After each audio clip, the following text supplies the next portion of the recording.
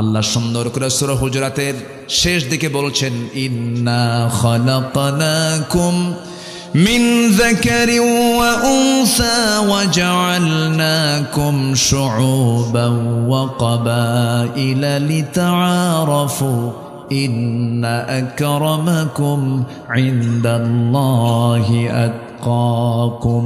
জোরে বলুন আল্লাহু আকবার।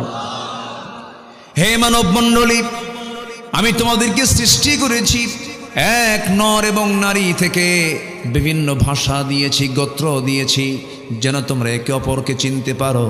তোমাদের মধ্যে সেই সমস্ত বান্দাগুলো আমার কাছে সবচাইতে বেশি সম্মানিত, প্রিয়, যে সমস্ত বান্দাগুলো আল্লাহকে একমাত্র সবচাইতে বেশি ভয় করতে পারে। জোরে বলি সুবহানাল্লাহ।